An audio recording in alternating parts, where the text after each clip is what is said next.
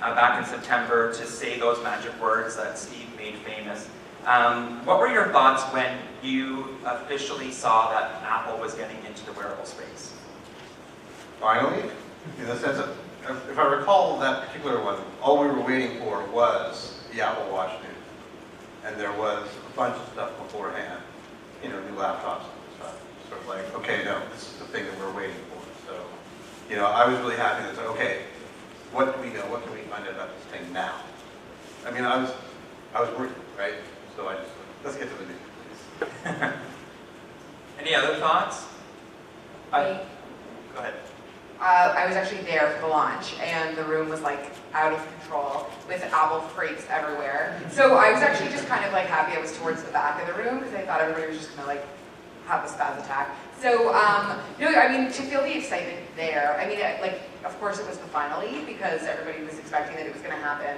Everybody was sort of waiting for it to happen, and then it was just kind of interesting to see the excitement there. It seemed like people were sort of just without even question, just swallowing the news whole, and everybody just seemed super pumped about it. So it was just exciting to see from the being at the launch. Anybody surprised that they made that announcement? I don't think it was a surprise at all that they announced it. I think what was surprising was the framing of it as a piece of jewelry. I think the fact that they invited so many members of the fashion press, of the jewelry and sort of accessories community, to me, as somebody who follows this from a technical perspective, I think the emphasis on making a beautiful timepiece and the word smartwatch was never uttered during the keynote, I think is an important takeaway. And that's the difference that Apple wants people to take from the watch versus an Android Wear or a Pebble, is that this is supposed to be something that you wear on your wrist that's beautiful. And they struggled with that, right? They struggled, I think, for a few months, and I think that's why it took so long to launch, so I'm sure we'll talk about that. Yeah, I would second that. I think it's really interesting that you mentioned that they never said smartwatch in that entire keynote, because that's the one thing that I really noticed, is that it was very much pegged. I mean, usually when we have these sort of Apple events, we always see Tim Cook talk about, the specs, and we have Johnny Ive, beef it up as this beautiful thing that they've created, whether it just be a keyboard or, an Apple TV remote. But in this sense, it was very much all about that beautiful product that they kept calling, a classic timepiece, and the digital crown is just like a watch, and they were sort of making it this epic piece of jewelry, but there really was no concentration on the technical specs in those first couple of keynotes, I found. I think for me, one of the big things was I was glad that I could finally write a story that confirmed a bunch of the rumors about the Apple Watch, because I covered it pretty extensively leading up to the launch, and it was nice to finally know what it was all about, rather than just covering rumors and speculation.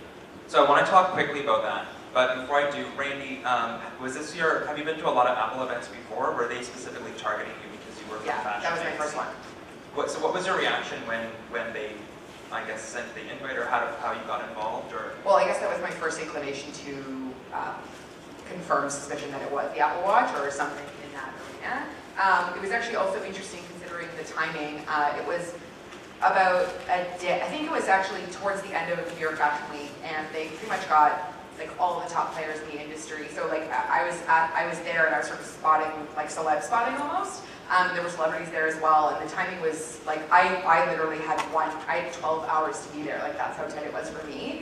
And there were people who were the editor-in-chief of French Vogue, things like that. So A, the invitation was an inclination. B, being there was just a confirmation that they were targeting the top players in the industry. Interesting. So Patrick, you talked about being able to finally write about the Apple Watch. The Apple Watch went through the rumor mill like no tomorrow, like all Apple products do, but maybe this one even more so. So starting with you, maybe just quickly talking about, were you shocked that it was so watered down from the dream of a watch that would be able to predict a heart attack and, tell me what to eat and make my sandwich the next day, which it basically was promised to do? Yeah, I mean, I think maybe initially there was a bit of a shock that a lot of those more higher-end, sci-fi sounding health features were sort of pulled out of it. There's something about hearing rumors leading up to it. There's something about how it would be used to detect someone's blood sugar level and stuff like that. And I think maybe that was a little too ambitious to believe that those rumors would be true. So I think at first I was shocked, but then it all started to kind of make sense. Like, this is the first generation of the Apple Watch. Maybe that stuff's going to be coming later in later generations of the device. I think I had sticker shock, and I still think it's overpriced.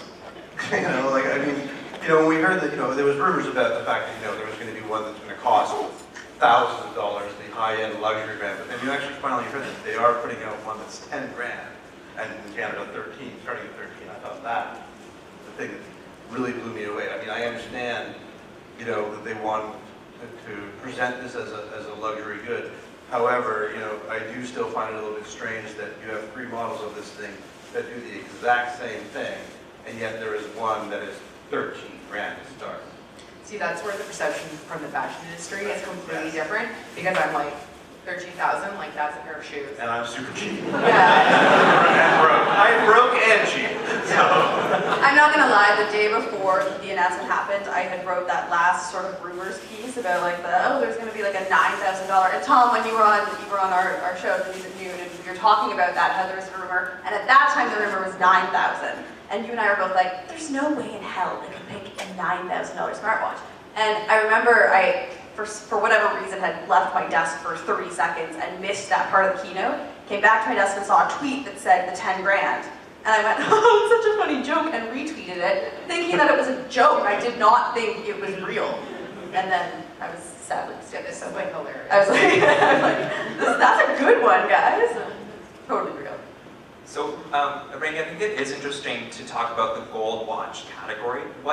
From a fashion perspective, what does that say about Apple in your mind? Because this is the most expensive Apple product, I think, isn't it? Or did they make like a gold MacBook maybe or something that I'm missing? It's the most expensive consumer product. They made actually I think at $22,000 it is, but they made like $8,000 computers and stuff. Right. Yeah, I mean, I guess, like I said before, like the amounts and the proposed luxury of it, to me, it's not shocking at all. To me, that's just like the realm that fashion people exist in, and the realm that people aspire to, even if they can't afford it. That's like a regular price for someone who's interested in fashion. And ahead of the, like late last year, they hired people from Louis Vuitton, Burberry, Tag Heuer, like those are people that deal with these luxury items all the time. So, and especially since they're targeting all these top players, and they market it so specifically, the cover of Vogue China, all the right celebrities have the first edition. Like, it's kind of, all those pieces fall into the exact market that they want to. Whether or not it continues into the continuing editions, that will be interesting. But as far as what they've done and how they've projected it to the marketplace, like, it totally makes sense. So let's talk a little bit about the launch itself, because it was a very unusual launch for Apple in doing it as pre-orders and online only, and even to this day you still can't walk into a store to actually walk out with the device. What are your thoughts on that? Was that a blunder? Is that strategic? Is Apple changing the way that they're doing retail? Will we no longer see lines? What are some of your thoughts there? I think it makes sense because of the type of device it is. Like, there's so many different variables and variations that you can get with the Apple Watch. So the online ordering makes sense, but from a consumer perspective, and I even saw this when I went to my appointment to try it out, there were people showing up that thought they could buy it, and they thought they could walk in and buy it that very day. So I think there's still a lot of confusion among the average consumer that you couldn't do that. You had to order it online. I think it's a little ridiculous, but I mean, it's funny. I went through one of the first sessions, and clearly the employees had about an hour beforehand and didn't have any idea what to do. I think that I think it bought them a little bit of time. I think it also created a lot of hype, and I think that the hype absolutely got it. It's absolutely about stock and inventory levels. I don't think it was about preventing lines or, I mean, Apple loves lines. They love the hype around their products and around the launch of their products. They had 6 months to build a product they had a lot longer, but they had basically 6 months to ramp up the production of a brand new category. We've discovered recently that there were problems with a couple of with the manufacturing, with the manufacturer of the Taptic engine. So they sourced their products from various companies around the world, and one of them had problems. I suspect that they would have loved the kind of hype that an iPhone creates. I think they wanted that, but I also think that they were careful because nobody really knows why they want an Apple Watch yet. So in order, getting people in the door, getting them to try it on for 2 weeks before it launched, and then building up a little bit of friendly conversation around this, I think was actually quite smart. And they obviously positioned it as, we want the average customer to have a great experience before they buy it, with the right straps and the right type and whatever. But at the end of the day, it came down to they didn't have enough units to sell to people. I'm just going to come out with it and say that the retail experience sucks. I personally hate it. I see what they're doing in terms of trying to get people to come in to try on the watch, to see what it's like to wear it. But full disclosure on background, you can see it on my LinkedIn profile, so I may as well say it. I used to work for Apple Retail back in college, and I was a specialist and I sold stuff to people on the floor, and that was my job. And going into the store now, being outside of that, and having this experience where I go in and I hold out my wrist and people are slipping these things on my wrist and trying to talk to me, like I honestly felt like I was in like Holt Renfrew trying on a $13,000 dress and having someone go, "Oh, it looks beautiful on you, darling. Oh yes, that's totally your look." And I'm like, this is an Apple, this is a technology store. This is not, some luxury boutique that I'm walking into to try and, drop 10 grand on one item type thing. So I personally was a little put off by the entire experience of them trying to turn this into a lifestyle brand, because I want Apple to be that tech brand. I want them to be focused on the technology and how it works, and here's how it's going to work for you. But I personally haven't seen that in the retail experience yet. It's more about the item and making it an accessory to your personal style, which puts me off a little bit. I mean, have you, look around an Apple store today, there's every type of person, from the tech geek to, the average person coming in to get their phone fixed, or they want a nice case. I mean, it's sort of like a hangout spot. I mean, if you go to the Eaton Center, the Apple Store is a place where people get free Wi-Fi and they hang out with their buddies. So I mean, in that sense, it is a place that Apple wants to engender a sense of community.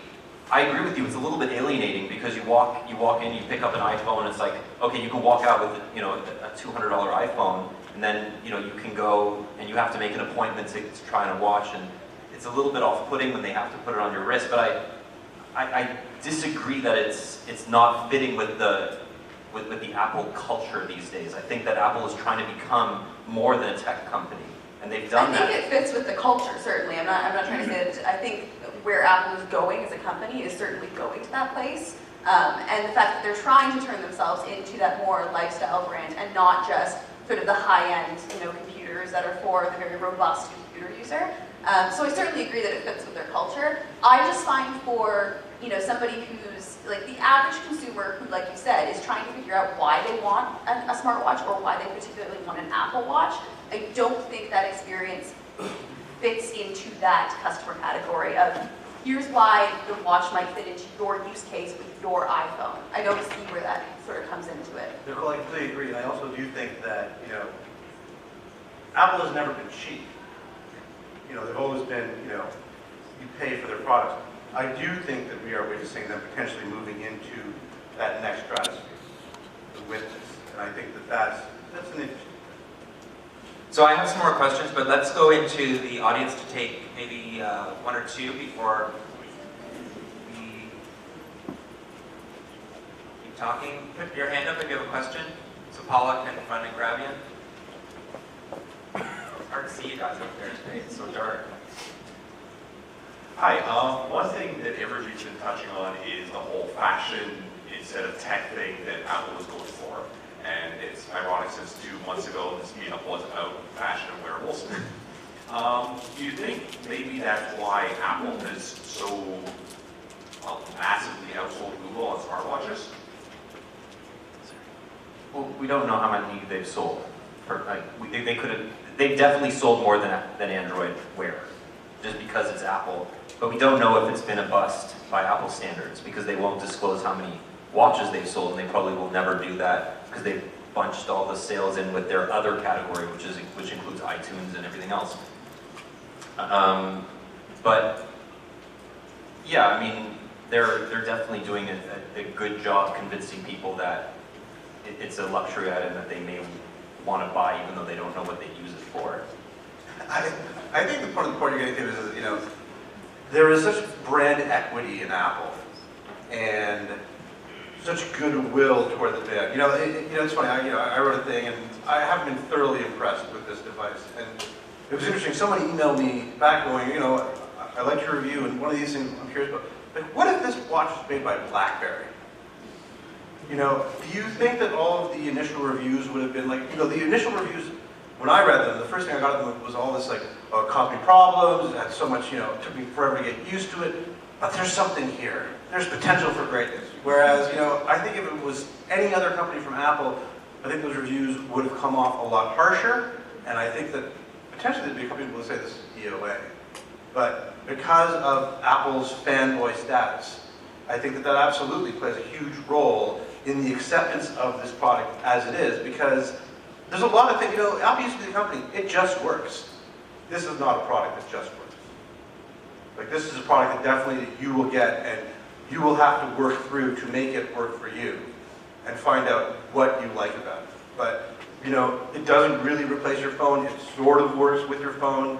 I've had a ton of issues with, you know, honestly, I've taken my email pretty much off of it because I'm tired of it buzzing, and, you know, just the initial sort of the attempt to triage through it is just not worth it. It's best to just leave that on my phone. And honestly, I'm happier with using it. So I do think that Apple's brand equity has been a huge part of how well this is done.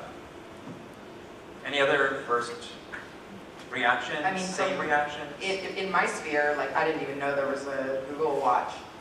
You know what I mean? I mean, not that I didn't know, but there was you know what I mean? Like, Apple Watch is the only thing that matters in, you know, like, the tech world is not one that we, you know, obviously I'm, you know, alongside the tech world, but as far as our sphere, it's really the only one that kind of, you know, penetrated. You know, there was, when Google Glass came out, there was a bit of adoption, like early adoption, but really on a consumer level, Apple Watch is the only thing that's made an impact. I think as much as I've sort of bashed the whole fashion right now, going back on that, I think one thing that Apple has done very right with this launch is the fact that looking at it in the aspect of trying to get sort of wearables into the mainstream, and the fact that there's been so many conversations, like I've seen it in fashion magazines and in, like, you know, Macworld magazines, where it's like we need that balance of fashion and functional technology to get, you know, smartwatches into the hands of the mass consumer, you know, outlook. And I think in pegging it as a fashion forward device that has, you know, that you can match with it, that you customize yourself and, you know, match with your going out outfits and your gym outfits and your casual weekend outfits. I think that one thing that they've done right with that is just being able to sort of bring it into the mainstream and trying to have that balance of fashion and function. So I think there's a benefit to it, certainly. I think my initial reaction to it was that it's the best smartwatch that I've used, and I haven't used all of them, but I've used quite a few.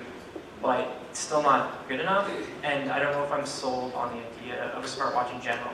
Like, I don't think it's going to be as important or as synonymous with someone's life as like an iPhone is, or any kind of smartphone or something like that. What does it mean good enough? Good enough for what? Like, there's no current expectation for what a smartwatch does, and I think when people think of an Apple Watch, they think it has to solve all of your problems. But it doesn't. It's not supposed to solve any of your problems initially, other than performing triage on what is coming to your phone. And, you know, the next panel will obviously expand on this, but it's supposed to give you bite-sized pieces of information that you then open up on your phone to delve deeper into. And I think the Apple Watch does that far better than any other platform right now. And I mean, I have a little anecdote. The day that the Apple Watch was announced, it was like September 2014. I've been wearing a smartwatch for over a year, since Google, and before that, since Pebble. The day after it was announced, people started asking me, is that an Apple Watch? Like, nobody knew what, I mean, very few people know what a Pebble is, very few people know what an Android Wear device is. They're great products, but Apple has done the impossible. They've made wearables a mainstream conversation among everybody. I'm not going to disagree. You know, absolutely, it is the best smartwatch I've tried, and I've tried a ton of them. However, for the cost, and in terms of cost-benefit analysis, and we're not talking about the 13 grand, but for $500 to $1,000, what it does, as it stands to me, I'm not sure the value is there. And the thing is that anybody who is buying it sight unseen, they're not going to know until after they use it for a little while. I think that's one of that's my the problem. Yeah. Yeah, I think that's one of my issues with it too. Like, I think in order for the idea of a smartwatch, like you were saying, to become mainstream, I think price becomes a barrier with that. And I think like $650 for the Apple Watch edition of it, I think that's kind of a little crazy. Like, no one's gonna pick that up just to try this thing and see what it's all about. But we're just not used to buying your tech because it's usually a carrier contract, right? So there's a little bit of a difference here. I hate to cut this conversation short. It kills me, but I So need don't. to.